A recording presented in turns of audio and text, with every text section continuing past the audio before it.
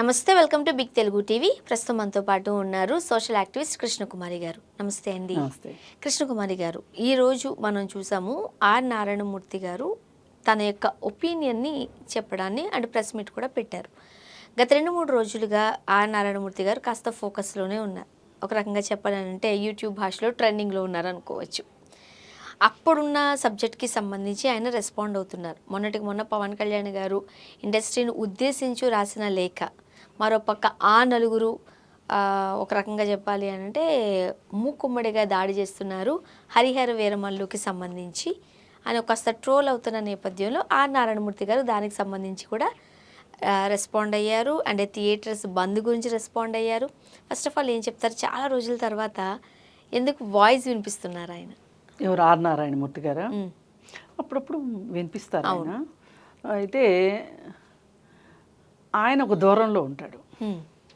ఇప్పుడు చిన్న సినిమాలు బతికి పట్టగట్టట్లేదు ఈ ఈ గూడు పుటాణీల వల్ల, ఆ నరుగుల వల్ల అని ఆయన కూడా ఒకప్పుడు మాట్లాడిన ఆయన. ఎందుకంటే ఆయన సినిమాలు రిలీజ్ అయిన టైంలో ఆయన సినిమాలు రిలీజ్ అవ్వడం, థియేటర్లు దొరకనప్పుడు మాట్లాడిన మాటలు ఉన్నాయి. అయితే ఎవరమ్మ చచ్చిపోతే వాళ్ళు ఏడుస్తారు, అంతేగాని పక్కోళ్ళ అమ్మ చచ్చిపోతే ఏడుస్తారా? అట్లాగే ఇప్పుడు ఒక పుకారు అయితే పుట్టించారు. ఏంటి? సినిమా హాళ్ళు బందు. ఫస్ట్ నుంచి సీరియస్గానే వచ్చింది, పుకారు అయితే కాదు, వచ్చింది. వచ్చినప్పుడు అబ్బాయి పవన్ కళ్యాణ్ సీరియస్గా రియాక్ట్ అయ్యేసరికి అబ్బాయి అట్లాంటిది ఏం లేదని ఎవరి కాళ్ళు భుజాలు తడుకున్నారు, గుమ్మడికాయల దొంగల మాదిరి. తడుముకుని ఏం చేశారంటే సినిమా ఇండస్ట్రీ వాళ్ళు, అసలు ఇది బయటకు వచ్చిందే ఆయన పార్టీ వాళ్ళే చేశారు ఇదంతా అని అనేసరికి ఆ జనసేన పార్టీలో అదే ఆర్ల సూర్యనారాయణ ఏదో ఉంది పేరు, ఆయనే చేశాడు ఇదంతా, అంటే వాళ్ళే కావాలని పబ్లిసిటీ కోసం చేశారు అని చెప్పి అతన్ని అన్నారు. అతన్ని అంటే జనసేన వాళ్ళు ఏం చేశారు, అతన్ని పార్టీ నుంచి సస్పెండ్ చేశారు. కానీ అతను ఇచ్చిన క్లారిఫికేషన్ ఏంటి అంటే దిల్ రాజు బ్రదర్ స్టేట్మెంట్ ఇచ్చారు అని చెప్పి, సత్యనారాయణ ఆయన పేరు ఏదో సంథింగ్. అయితే ఆయనని వాళ్ళు సస్పెండ్ కూడా చేశారు. చేసిన దరిమిలా అతని మీద పడింది అతను చెడిపేసుకోవాలి కదా, అందుకని అతను ఏం చేశాడు, లేదు దిల్ రాజు బ్రదరు ఇచ్చాడు ఆ స్టేట్మెంటు అని చెప్పి అతను చెప్పాడు. మరి అతను ఆ మాట చెప్పటం వెనకమాల అతనుకున్న ఆధారం ఏంటో తెలియాలి. ఏ ఆధారం లేకుండా నిరాధారంగా అయితే అతను కూడా అనలేడు కదా. ఇంకా ఏది ఏమైనా పవన్ కళ్యాణ్ స్పీడ్ చూసి కావచ్చు, లేకపోతే ఇంకోటి కావచ్చు అందరూ సెటరేట్ అయ్యి ఆ నలుగురిలో నేను లేను అని అల్లు అరవింద్ గారు స్టేట్మెంట్ ఇచ్చారు. అంటే ఆయన అసలు ఏమనాలి, మామూలుగా అయితే అసలు సినిమా ఇండస్ట్రీ అందరం ఒకటండి, ఆ నలుగురు అనే మాట ఎందుకు వచ్చింది, ఆ నలుగురు ఏంటి, అసలు ఎందుకు ఇట్లా సినిమా ఇండస్ట్రీ మీద దాడి చేస్తున్నారు అని మాట్లాడాల్సిన పెద్ద మనిషి అలా మాట్లాడుకోకుండా ఆ నలుగురిలో నేను లేను అని చెప్పి ఆయన నెత్తి మీద నుంచి పుట్ట తీసి కింద పెట్టాడు. అంటే ఆ నలుగురు ఉన్నట్టే కదా. అయితే ఇంకప్పుడు దిల్ రాజు గారు వచ్చేసారు సీన్లోకి. వచ్చేసేసి ఒకటో కృష్ణుడు రెండో కృష్ణుడు మాదిరిగా అనమాట వచ్చేసేసి అబ్బాయి అసలు నేను ఆ నలుగురిలో నేను లేనని ఆయన మొదలెట్టాడు. అంటే మిగిలింది ఎవరు?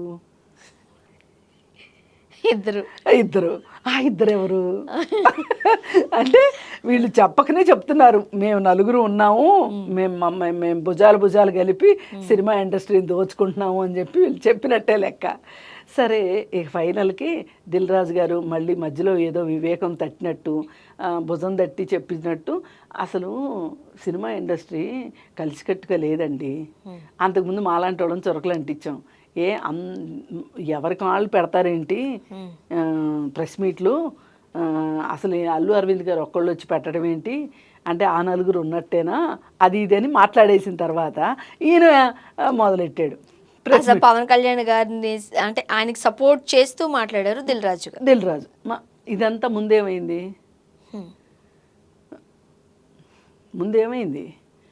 సరే, అయితే ఆయన అసలు ఇలా పెట్టడమే చాలా తప్పు, మేము అందరం కలిసి పెట్టాలి ప్రెస్ మీటు, ఇలాంటి పరిస్థితి రావటం చాలా దుర్మార్గం, ఏదేమైనా సినిమా ఇండస్ట్రీ మొత్తం ఏకతాటిపైనే ఉంది, అది ఇది అని చెప్పి మా అందరికీ గ్యాస్ కొట్టాడు.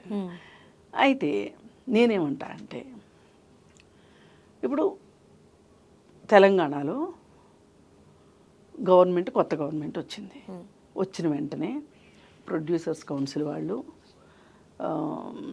అలాగే మా అసోసియేషన్ వాళ్ళు, కొంతమంది ముఖ్యమైన సినిమా హీరోలు అందరూ కలిసి ఆనవాయితీగా వెళ్ళి ఓ బొకే ఇచ్చి, ఏవైనా ప్రకృతి విపత్తులు వచ్చినప్పుడు మా సహకారం మీకుంటుంది, అలాగే ఇండస్ట్రీగా మేము వచ్చాము, మా ఇండస్ట్రీకి మీ సహాయ సహకారాలు కావాలండి అని చెప్పి వెళ్ళి మర్యాదపూర్వకంగా కలవడము అనేది అది ఒక చాలా మంచి విధానం, మంచి విధాయకం. కానీ వీళ్ళు చేశారా? ఆ పని చేయలే. అలాగే ఆంధ్రప్రదేశ్లో గవర్నమెంట్ మారినప్పుడు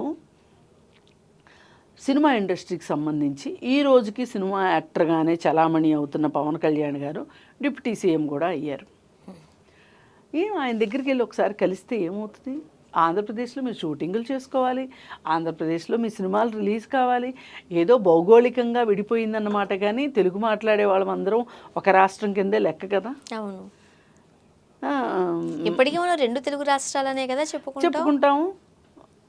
మరి అలాంటప్పుడు వీళ్ళు అక్కడికి వెళ్ళి ఏదేమైనా సినిమా వాళ్ళ కష్టాలు తెలుస్తాయి, మరి మాకేమైనా కష్టాలు వచ్చినప్పుడు సినిమా ఇండస్ట్రీని ఇక్కడ డెవలప్ చేయటం కోసం, అలాగే ఇక్కడ స్టూడియోలు కట్టుకోవడం కోసం, ఇప్పుడు రాజధాని ఏర్పడుతుంది, రాజధానిలో అమరావతిలో మాకు కూడా సినిమా ఇండస్ట్రీకి కొంత ల్యాండ్ ఇవ్వండి, మేము సినిమా ఇండస్ట్రీని డెవలప్ చేస్తాము, తద్వారా ఒక పెద్ద స్టూడియో గవర్నమెంట్ మేము కడతాము.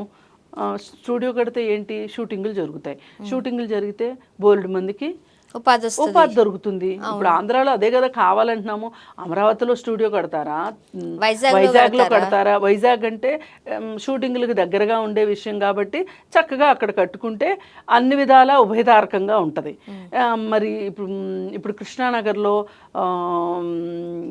ఉండే సగానికి సగం మంది ఆంధ్ర వాళ్ళే కాదు, ఇంకా గట్టిగా మాట్లాడితే గోదావరి జిల్లా వాళ్ళు, శ్రీకాకుళం జిల్లా వాళ్ళు, విజయనగరం జిల్లా వాళ్ళు, వీళ్ళు ఎక్కువగా ఉంటారు. వైజాగ్ వాళ్ళకే కొంచెం ఎటకారం ఎక్కువ ఉంటుంది, నటించాలనే పిచ్చి వాళ్ళకే ఎక్కువ ఉంటుంది, ఆ సినిమాలు తీయాలనే ఇది వాళ్ళకే ఉంటుంది.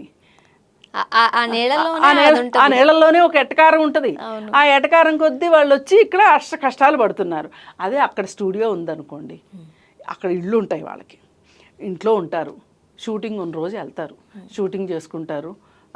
అప్పుడు ₹1 తక్కువ ఇచ్చినా పర్లేదు, తక్కువ ఇచ్చినా, ఎందుకంటే రెంట్లు కూడా ఉండదు. ఇవాళ కృష్ణానగర్ ఎట్లా ఉంటుందండి? అదొక స్లమ్ము. వెళ్తే అసలు ఒకసారి వెళ్ళడం అడ్రస్ ఆనమాలు పట్టుకొని వెనక్కి రాలేము, ఎవరో ఒకళ్ళు తెలిసిన వాళ్ళు ఉండాలి. అలాంటి అంత మురికి కోపాల్లో పడి బతకాల్సిన అవసరం ఏంటి? ఇన్ని ఉన్నాయి కదా.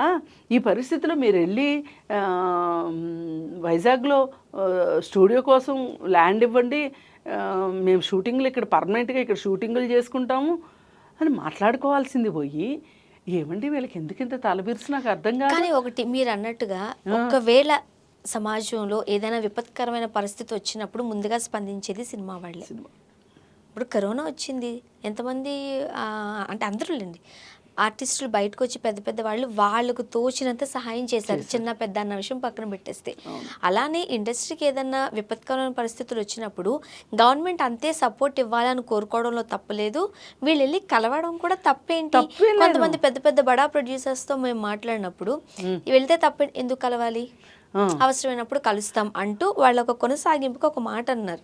పవన్ కళ్యాణ్ ఏమి ఇప్పుడు సూపర్ డూపర్ పెద్ద హీరో కాదు కదా, గత 10 ఏళ్ల నుంచి ఆయన సూపర్ హీరోనే కదా, మరి ఇన్నిసార్లు గవర్నమెంట్ వచ్చినప్పుడు పదండి ఒకసారి కలుద్దాం ఇనిషియేషన్ తీసుకుని ఆయన ఆ రోజు ఎందుకు ముందుకెళ్ళలేదు? ఈరోజు ఆయన సీట్లో కూర్చున్నారు కాబట్టి ఇలాగా అందరూ ఆయన దగ్గరికి రావాలని కోరుకుంటున్నారా అని అడిగారు. మీరేమంటారు? ఆయన ఎలా వస్తాడండి వీళ్ళ దగ్గరికి?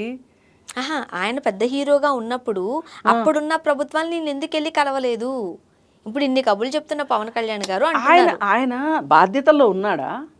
ఆయన ఓన్లీ హీరో. హీరోలు ఎలా వెళ్ళి కలుస్తారు? కానీ అందరు హీరోలు వెళ్ళి కలవాలి అనుకున్నప్పుడు కలవచ్చు, అది వేరే విషయం. ఇక్కడ కలిసేది ఎవరు? మా అసోసియేషన్ వాళ్ళు కలుస్తారు, లేదు ప్రొడ్యూసర్స్ కౌన్సిల్ వాళ్ళు ఎక్కువ కలుస్తుంది. ఆ ఇద్దరే ఎక్కువ కలుస్తారు. 24 క్రాఫ్ట్స్లో కూడా అందరూ వెళ్ళి కలవరు.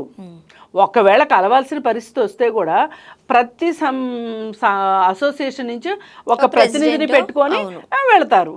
ఇప్పుడు ఏది ఏమైనా అమ్మైనా అడగందే పెట్టదంటారు. అట్లా మీరు వెళ్ళి కలిస్తే బాగుండేది.